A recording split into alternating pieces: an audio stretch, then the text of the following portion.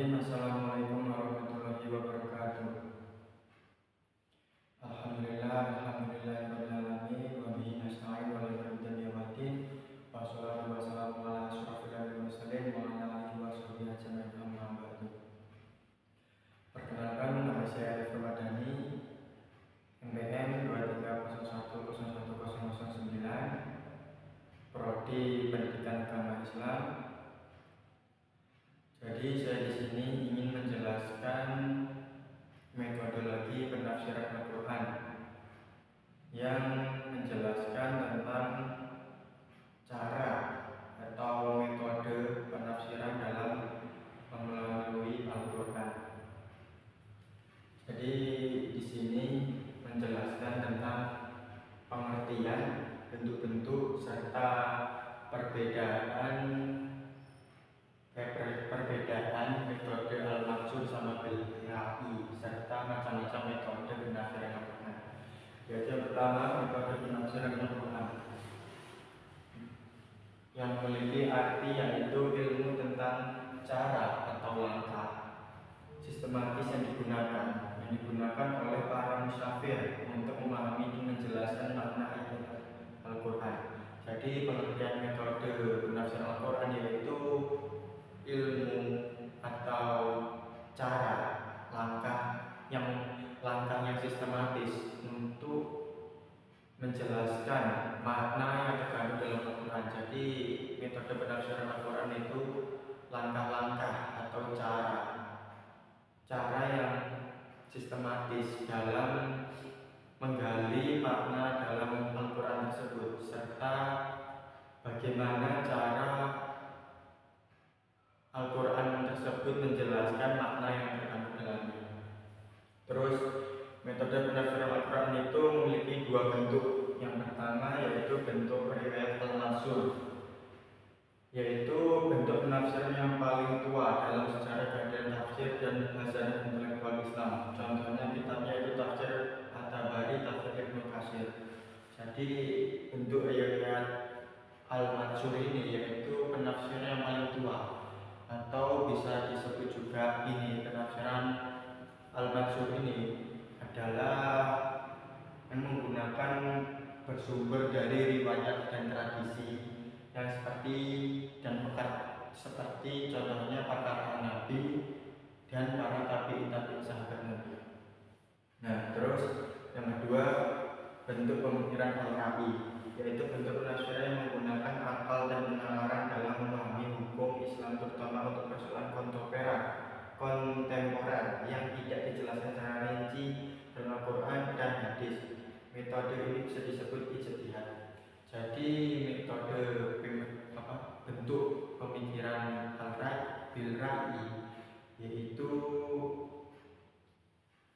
penafsiran yang menggunakan akal atau penalaran, yaitu metode ini menggunakan akal atau penalaran manusia untuk menjelaskan apa itu bentuk pemikiran al-ra'i. Jadi bentuk pemikiran penafsiran yang bersumber dari penjelasan musafir itu sendiri. Jadi metode ini menjelaskan melalui daya pikir para mujtahid tersebut. Jadi metode bentuk pemikiran al-ra'i ini menggunakan akal yang rasional dengan yang menjelaskan persoalan yang kontemporer yang secara rinci dalam Al-Quran dan hadis. Nah, terus perbedaannya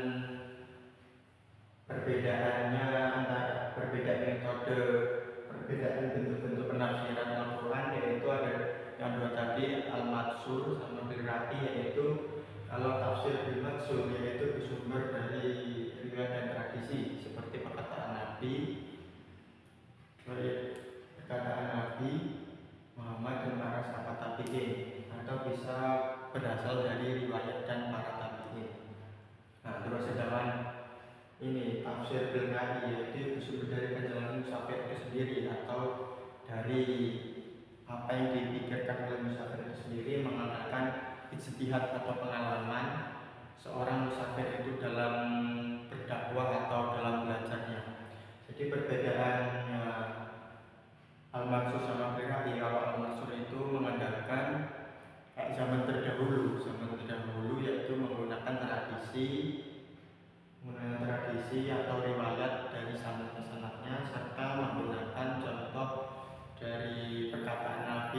para tabi'in dan para sahabat-sahabat Nabi.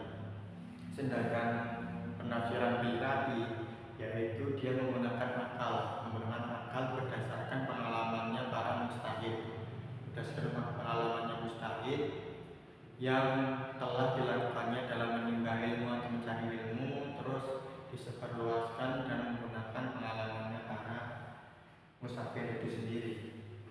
Nah, terus yang ketiga ada macam-macam metode penafsiran Al-Quran, yaitu metode yang pertama yaitu metode tahlili atau metode analisis, yaitu menjelaskan ayat Al-Quran secara runtut mulai dari awal, terus nuzulul Al-Qurannya atau turunnya Al-Quran, terus urutannya dan analisis yang mendalam.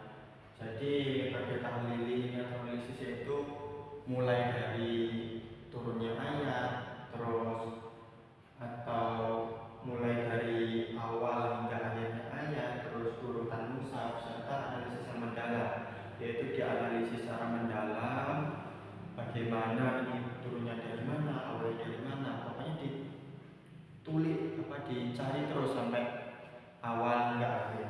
Terus yang kedua itu metode ijmali atau global, yaitu menafsirkan ayat secara ringkas dan umum tanpa misalnya terlalu dalam.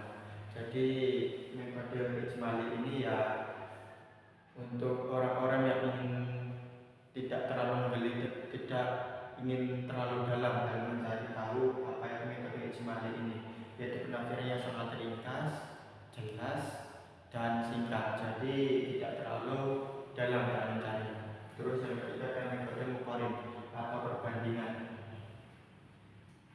yaitu membandingkan penafsiran para ulama terhadap satu ayat ini dengan ayat yang lain. Jadi para ulama itu berkumpul, berdiskusi, membicarakan soal ini penafsiran Al-Quran yang satu ayat digali oleh musafir ini, satu ayat digali musafir ini. Jadi mereka tuh membandingkan, beliau itu membandingkan antara ayat ini dengan ayat yang lain. Nah, terus selanjutnya metode penguji atau tematik, yaitu metode ini mengumpulkan ayat-ayat yang membahas satu tema kemudian dikaji secara menyeluruh untuk memahami pandangan Tuhan. Jadi metode ini yaitu mengumpulkan ayat-ayat terus dikaji secara menyeluruh, untuk memahami maksud dari kandungan yang tersebut. Jadi metode penguji ini atau tematik ini ya dikaji secara mendalam satu ayat saja, terus dicari makna-maknanya apa serta hal-hal yang sangat penting untuk digali tersebut. Nah, jadi bisa disimpulkan ya bahwa metodologi penafsiran Al-Quran itu ya tentang cara atau langkah-langkah untuk memahami sistematisnya, memahami atau mendalami Al-Quran, untuk mencari tahu bagaimana sih atau apa sih yang dimaksud dengan ayat tersebut, terus tujuannya ayat tersebut turun apa, serta bagaimana cara mengaplikasikannya, contoh-contohnya, maksud dari ayat tersebut apa. Ini itu metodologi penafsiran Al-Quran, itu cara atau langkah-langkah sistematis untuk mendalami suatu ayat atau makna yang dikandung dalam hal tersebut. Mungkin itu saja yang dapat